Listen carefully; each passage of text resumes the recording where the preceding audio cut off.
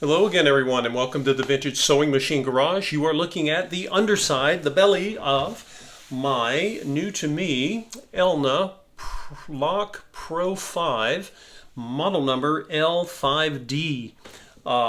And the reason you're looking at it here is because I am getting ready to do some more work on it. Before I put all the panels back on, which will be a different video, I wanted to show you guys I had to order some things for it.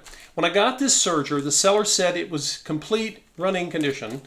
And I don't think in this particular case, I don't think the seller was trying to be dishonest. I really don't think they knew enough about what a serger was. It had its cord, it has its cord, it has its pedal, and it looked complete to that person, so they said it was complete. But I bought this knowing that might happen. So you have to remember, this was right before the lockdown. It was, met the seller in a parking lot, and, it's in a cardboard box, and basically, you're having to be extra careful. You don't want to spend a bunch of time hanging out with people there. So what that basically means is I bought it knowing that it might not be complete. So I got it, and I have ordered some items that I have discovered were missing, and I didn't even know which ones they were, but I kind of do now, having researched and looked at it and gone online and did the same thing you guys do when you're trying to look at places like my channel and other people's channels for input on how to restore a machine. So this is a mid-1980s model. It has a lot more metal than most do, and I have it tilted back so we can get underneath it, and I am going to just kind of raise this camera upright. I have an old sweatshirt and I'm propping the machine up on it. Keep in mind, I'm propping it on, this is a metal part of the machine's frame. Over here on the other side is the take-up arm. That take-up arm is not pushing on anything. It's basically being cantilevered or kind of just hanging there, because you don't want to put pressure of any weight of any kind on something like a take-up arm, right? So you want to find some part of the machine that's more robust, a little beefier, and use that. Okay, even with a machine that doesn't weigh the same amount that, say, one of the old Singer straight stitch machines do, but still. Now, before I make a video about putting the panels back on this serger, I wanted to show this to you guys. I'm going to lower this again one more time because this is the motor that drives the serger. It's pretty similar, if not the same, as many of the motors from the period. It says Matsushita. It was made in Japan. Sergers, home sergers, were still being made in Japan at the time. Most of them are not now, but they were. Now, what am I doing before I start putting the panels back? I think I mentioned to you guys that I found that the original brushes, I checked them. The good news out, they came out. They didn't fight me.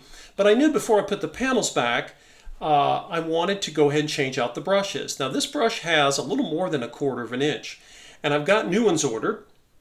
And if you look, this brush, and this is assuming, I don't know if these are the original brushes. They very well could be, because if you look at this, it's about half, give or take, of a new brush. And you think, well, gosh, there may be a lot of life left in this. But honestly, when a brush gets down to, say, half of this, 1/8 of an inch, you need to change it. Don't wait till it gets down to the very nub, because you can really damage or destroy a motor and cause harm to your machine that you didn't need to create.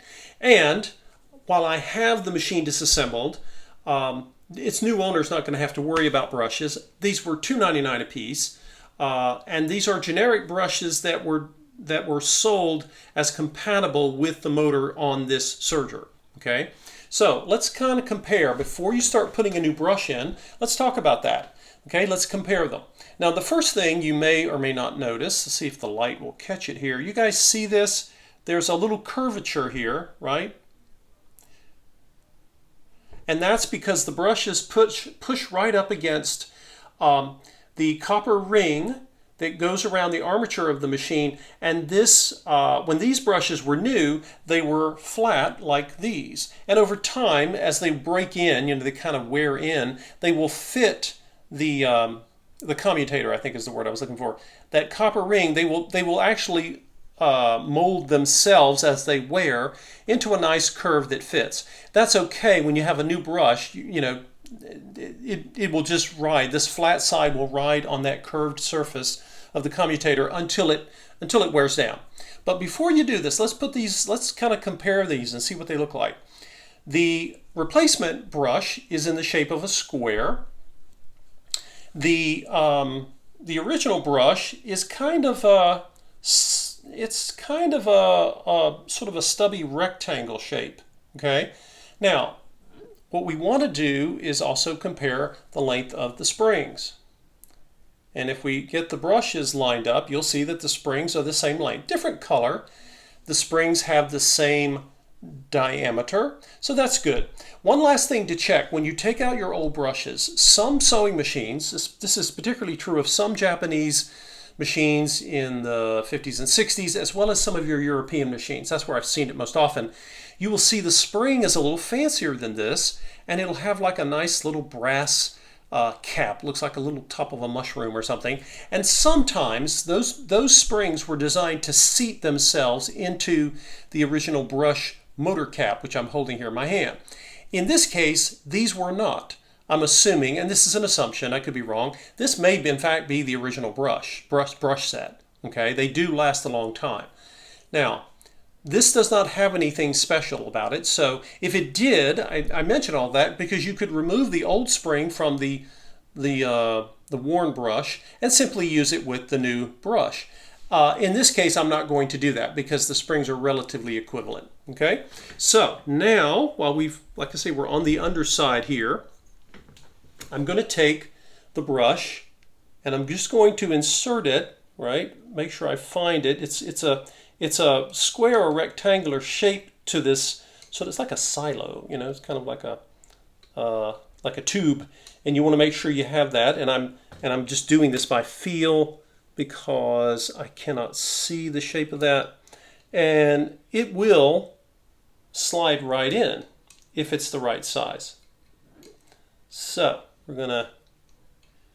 Sometimes it helps to grab it by the brush itself because the spring's kind of wiggly. No surprise there. Okay, so the question is it going to fit? Let's see.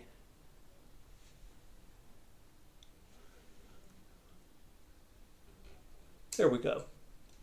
There we go. I got it to go in. Now, I had to kind of prop it up a bit because you may want to shine a flashlight in there. Again, the tube, I'm calling it a tube loosely, the brush compartment, okay, oh, it fell right out, of course. I can come behind it with the brush cap if I want and kind of get the brush aligned in there, see if that helps. But anyway, you're going to want to, you may need to take a flashlight, shine it up in here, okay, to be able to see where that tube is because the hole is larger. And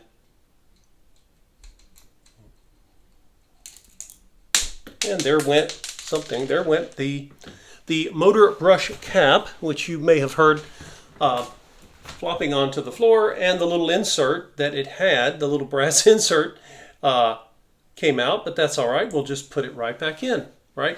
The brass insert is nice. You don't always see these. It gives a little more rigidity, and it helps the brush motor cap, the little black cap here, just helps it survive. You know, it gives it a little bit more of a metal surface to come in on. Okay, so I'm going to try. Let's move the camera. This is kind of awkward. Well, a lot of this stuff's awkward to do when I'm trying to film it and show it. But let's see. I like you guys to see me struggle with it because then you won't be afraid to. Okay, I'm looking for that little compartment of the brush. There it goes. Okay, I was able to get it in. Once you have it in the brush compartment, it should slide right in. It should not give you any real resistance. If it does, then you don't have it in the right location. And you want to make sure that the brush fits, right? Now, I want to see if maybe, well, you know what? I stand corrected, guys. Take a look at the new brush. It actually is very slightly, I think it is kind of slightly a rectangle. You know, it's a stubby one. It almost looks like a square. So let me make sure I'm pointing this up correctly. Because obviously if it is, there we go, it went right in there. And this tells me it is a rectangle. It's not a perfect square. Now I'm just going to hold the brush. Notice I'm holding it with my finger. I don't want it to fall out. And I'm going to take the brush motor brush cap, maybe I said that wrong. And this is something, I know this doesn't sound important, guys, but it is. This is a metal housing on the motor, and you're dealing with a plastic brush cap with threads, okay? It's very easy to cross thread this, and you can actually damage it. So this one is a little bit better quality, and I'm going to just turn it, I'm not even using the screwdriver, just to get it going, using my fingers, if they're not blocking your view there. And I've gotten it started. It's turning fine. If this little cap gives you any pushback and it seems really hard to turn, you want to stop, pull it off, and try again. You don't want to damage it. Okay, now I'm going to take, and I can tell when these are moving nice and the threads are catching, the threads are seated properly, then it turns just very nice and easy, right? And as soon as it's, watch this, as soon as it snugs up, I stop. Don't torque it, don't over tighten it. It's not going anywhere as long as you've gotten it snug. I know that's an adjective, it's hard to really measure that. But anyway, we just changed the lower brush. It was that simple. Now I'm going to take the machine and we're going to turn it upright. Give you guys, now this one is slightly easier to access, right? But it's the same thing. It should be identical. And in an earlier video, I believe I took both out and looked at the brushes, and they had, in fact, worn evenly. They should, but that's assuming that if anything has ever been replaced, that they replaced both brushes. You just don't want to assume. And don't assume that the brushes are in good shape. You can't tell, right? Because it'll run fairly well until they're almost gone. So here's the one that came out of the bottom. Where's my other, I have another brand new brush here. Here it is, still in the bag. They put them in two separate bags when I purchased these.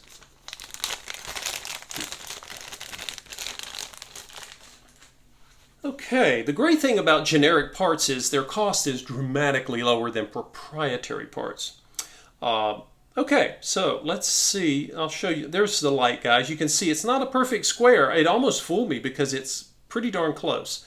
But, okay, so we're going to take out this original brush, and again it came out easily. Sometimes brushes stick, thankfully these didn't, and again it matches the other one in terms of its wear.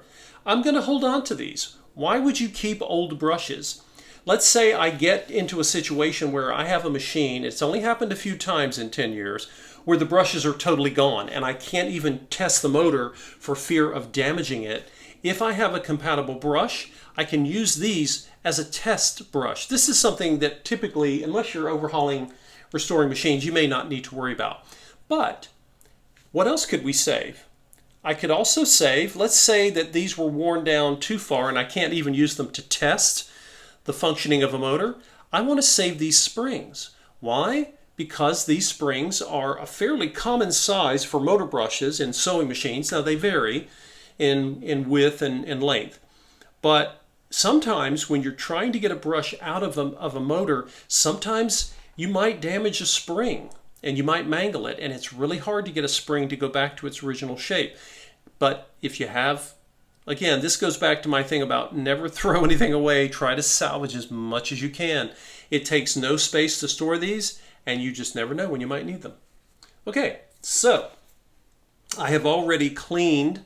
I think I showed you guys last time I had already taken cotton swab and alcohol, and I grabbed the wrong thing here.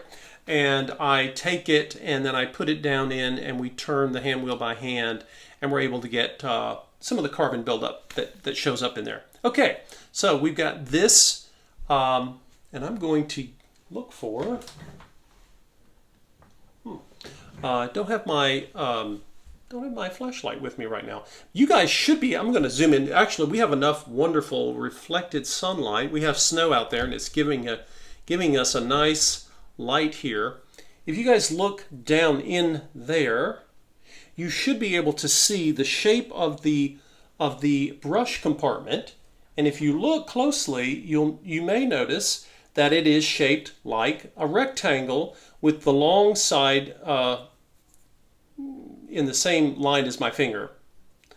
So I'm going to look at this brush. You have to look closely because it almost fooled me. You guys saw me when I was putting the other one in. So I want to put it like this, okay, so that the longest side of the brush, again, it's a very subtle difference, is going to line up with the longest side of the brush compartment.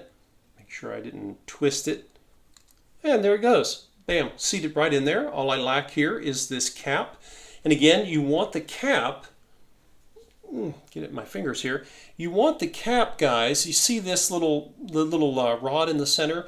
You want that in the middle of the brush. Sometimes you'll get these and they don't have this, and you have to just kind of do the best you can to center the spring inside the cap. But the spring should always be a smaller diameter than the cap, right? So the cap can kind of sit on top of it like a little crown, and then I'm just going to push in. And again, this is the crucial time.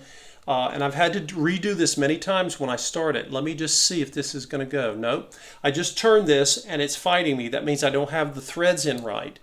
Okay, and it's because it's at an angle, I think. That's part of it. But it needs to go in a certain way. And there we go. Now, see how it's turning much more easily for me. Again, the brush will speak to you. There's no computer beeping going on here, right? But when it turns like this, nice and easy, those threads are lined up with the opening in the motor, and it's going to be a happy brush cap. If it's fighting you, stop, pull it out, and start again. Because you saw me, I had to do that. Now I'm going to get it here. It's going to start to, very quickly, it'll get snug. And as soon as it stops turning, boom, I stop. And there we go. We've replaced the brushes. This is a technique that is very similar to your sewing machine. You don't have to just use this. Remember these points when you're doing basically the brush replacement of any vintage sewing machine, whether it's a Serger or a more, what many of you may call a regular sewing machine, or what is technically a lock stitch machine. So there you go, guys. For $6 plus shipping, I was able to get the brushes replaced. Along with this order, I also was able to purchase a replacement because when I started looking at the machine, I realized, in fact, it was missing more. It was missing several things that I don't think the seller really understood or even knew. But I have a thread stand. Looks like it's a telescoping thread stand. Looks like an old school antenna on a car. And I'm going to be installing this because this machine didn't have one. And again, I bought it knowing it might need some parts. Thankfully, the seller says that this is compatible. Now, I see 4 places for threads. This is a 5-threader, so I may have to make a couple of adjustments here, but sometimes you have to make things work. This is listed as compatible. It's not exactly the same as the original Elna. I can't get that part. That part is not in production. So when I go to install this, and we'll do this in a different video, I'll show you guys, I'll be figuring this out as I go along, just like many of you when you're doing this type of stuff. And I will see if I can come up with a method of making this useful for 5 combs of thread instead of 4. Thanks for watching, guys. Slowly but surely, I'm basically making my way around, again, a home serger. Never worked on one. Never really, I certainly haven't sewn with one. That should be good for some good comedy videos as we go along in this series. I guess I'll call this the home serger series. I don't know. We'll see. But anyway, thankfully, I could get brushes. They were not expensive. And I showed you guys in an earlier video how to take the panels off. If I had not done this myself, you could take it to a service business that services sewing machines. I don't know what they would charge. They might charge you $100. I don't know. It varies depending on where you live and who's doing the work and how much time's involved. So anyway, if it's something you can do yourself, that's pretty cool. Stay tuned, guys. We'll be making more videos. I think the next video coming up will be putting the panels on the machine back on, because threading the machine does not require any of these panels to be taken off, thankfully. That would not be pleasant if it had been designed that way. So I don't anticipate needing to get back underneath all of these areas to get the machine threaded. That's my assumption. We'll see how it works out. Thanks for watching, and we will see you in the next installment.